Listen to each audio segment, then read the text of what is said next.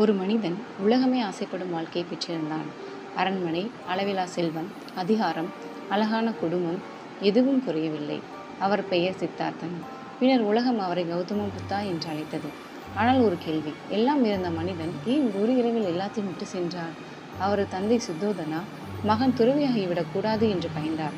அதனால் சித்தார்த்தன் கஷ்டம் தெரியாமல் வளர்க்கப்பட்டார். முதுமை தெரியாது, நோய் தெரியாது, மரணம் தெரியாது, வாழ்க்கையின் இருண்ட பக்கம் தெரியாது. அரண்மனைக்குள் இருந்தவரை அவர் சந்தோஷமாக இருந்தார். ஆனால் ஒரு நாள் வெளியே சென்றார். அங்கே அவர் முதலில் பார்த்தது வளைந்த முதுகுடன் நடக்கும் ஒரு முதியவரை, அடுத்தது வழியில் தவிக்கும் நோயாளி, மூன்றாவது உயிரற்ற ஒரு உடல். அவர் அதிர்ந்து போனார். இது எல்லோருக்கும் நடக்குமா என்று கேட்டார். பதில், ஆம், ஒரு நாள் எல்லோருக்கும். அந்த நொடி அவரது உள்ளம் உடைந்தது. நான் இளமையாக இருந்தாலும் நானும் முதுமை அடைவேன். நான் ஆரோக்கியமாக இருந்தாலும் நானும் நோய்படுவேன். நான் உயிரோடு இருந்தாலும் ஒரு நாள் நானும் போவேன். அப்படியென்றால் நான் பிடித்திருக்கும் செல்வம் என்ன பயன்?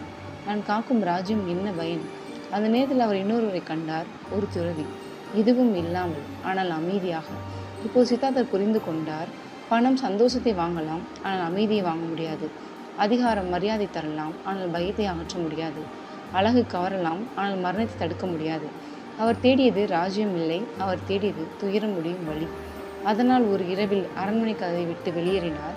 மனைவி, குழந்தை, பொன், பதவி எல்லாத்தையும் விட்டு ஓடி போகவில்லை, உலகத்திற்காக தேடப் போனார். பல ஆண்டுகள் தியானம், சோதனை, ஆழ்ந்த சிந்தனை, பின்னர் அவர் கௌதம புத்தா ஆனார்.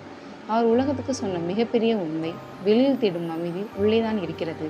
அதனால் தான் ஒரு இளவரசன் மறைந்தார், ஒரு புத்தர் பிறந்தார்.